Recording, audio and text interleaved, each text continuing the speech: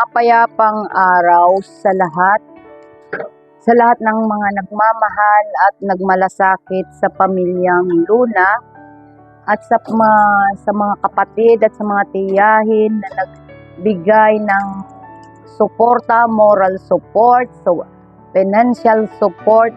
Maraming salamat po sa inyong lahat. Sa mga taga-sitio Pinagpala, maraming salamat din sa lahat ng mga kamag-anakan na nakiramay po sa pamilyang ito. Po ang ikukwento ko po sa inyo ay ang tungkol ng sa 28 years namin ni Elmer. Never po kaming nag-away niyan kasi sobrang pasensyoso po si Elmer. Kasi pag ako'y galit na, ang tawag ko sa kanya kapre. Pag ako'y nagagalit na sa kanya, sinisigaw ko na kapre. Yan po ay masyadong pasensyosong tao. Wala na po akong nakilalang tao na napakabait, na kasalamuhang tao na mabait na tulad niya. Lahat inunawa niya sa akin dahil ang tawag sa akin yan, Abo Sayap. Kaya ako ang tapang-tapang ko sa liit ko raw ito ay anong tapang ko raw. Totoo po yun, lahat po ng laban niya hanggang sa nagkasakit siya. Hindi po ako umurong, hindi ko po siya sinukuan. Kaya kahit na siya ay sumusuko na para sa kanyang sarili at katawan, hinihiling niya na sa akin, pakawalan mo na ako, bitawan mo na ako. 3 gabi po siyang humihiling sa akin na pakawalan ko na siya. 3 gabi po, yun po, nag-trigger na talaga yung kaya nung siya po ay medyo hindi na po siya, 3 beses po siya nadala ng ospital. Una, July 19, siya po ay dinala na sa kasi nakulaps po dito yun. Nakulaps dito sa bahay, kaya nadala namin July 19. Nagpilit pong lumabas yan kahit ang sabi ng doktor ay hindi pa sila tapos ang gamutan.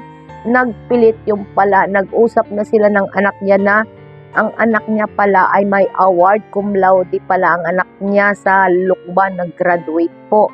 Na ako po ay walang kaalam-alam, kaya nagpilit yun ng July 29 lumabas. Nang after saktong 1 buwan po dito na sa bahay na nakalabas, sa first na ospital niya, bumalik uli kami sa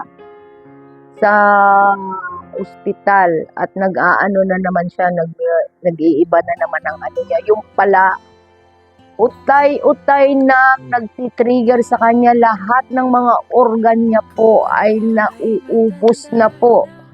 Hanggang sa unang labas niya po, lumaki ang tiyan niya, nagmanas siya. Nung nagtutubig yung kanyang lagi siyang tinuturukan, lagi siyang tapos hanggang sinabi na sa amin ng doktora na ang liver niya is totally damaged na. Kaya siya umiyak noon dahil alam niya na ang mangyayari. Alam niya na, pero hindi lang ako na ng doktor na siya ay may taning na. Hindi na ako na-verbal ng doktor. Ang sabi lang ng doktor sa akin na 6 ng October ay kami ay meron kami check-up, pero hindi niya na pinaabot dahil 3 gabi na pong hinihiling niya sa akin, bitawan mo ako, alpasan mo na ako dahil pagod na yung aking katawan. Sabi niya, pati ikaw pagod na.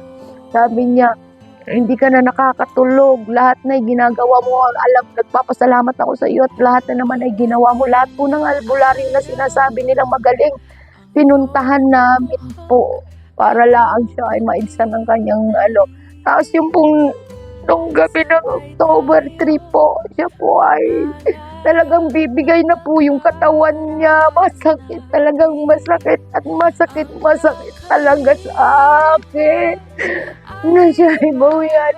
Hindi ko talaga iniisip na nung gabing yun ay siya ay babawian ng buhay. Pinipilit ko pa rin siyang ilaban. Gusto ko siyang ilaban at iniisip ko wala akong makasama dito sa bahay. Yun lamang, hinintay lang po niya ang bulong ko. Hinintay niya talaga ang bulong ko na alpasan ko siya, bitawan ko siya. Nung biglang tumirik po ang kanyang mata na walang kakurap-kurap na. Nung tinanong ko siya kung naririnig niya yung sinasabi ko, binubulong ko sa kanya, sumagot pa kahit siya'y naghihingalo na. Sumagot pa ng oo sa akin, biglang tumirik ang mata. Isa pong aking pagpapikit ng kanyang mata po. Bigla po siyang lumuha. Tapos 3 hinga lang po na nagutan na siya. Sobrang sakit po, sobra. Sobrang sakit dahil ito kahit ito'y mawala lang sa paningin ko dito sa bahay. Hanap ko na agad. Kapag aalis kan sa loob ng bahay, tatanong agad ako pa saan ka. Hindi halos kami yan naghihiwalay. Naghiwalay lang kami kung siya nagabantay ng tindahan niya. Pero kung dito na sa bahay, hindi po kami naghihiwalay. Hanggang sa yan, nabawian na ng buhay po. Sobrang sakit po. Na ngayon, palapit na ng palapit. Isang gabi na lang, 2 gabi. Hatid na siya. Wala na. Martis ng gabi. Wala na. Hindi na namin siya makasama. Maninibago talaga ako. Kaya, gabayan mo kami ng anak mo. Gabayan mo ako araw-araw dito. At alam mo naman, magsusulo ako dito at may buhay na ang anak mo. May sarili ng buhay at magtatrabaho na yan. Paano ako? Lagi mo sinasabi ako sa iyo na paano ako. Kaya ang utos mo lagi sa akin, magtungit ako lang po dito.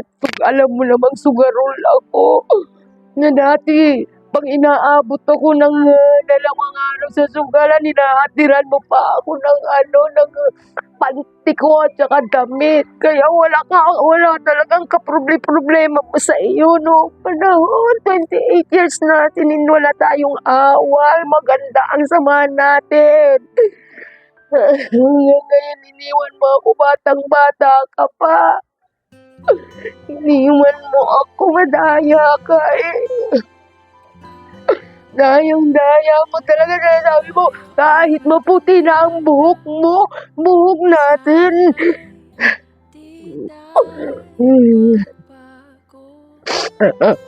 Ay, sa Martes, yan ang huli namin hatid sa iyo. Pagkagabi, wala na. Uuwi kami dito. Ano kaya ang gagawin ko? Ano kaya ang mangyayari sa amin? Pero ang sabi ko sa iyo, sinabi ko na sa iyo, pipigingin ko si CJ. Si CJ talaga ang pipigingin ko dito para 3 kami.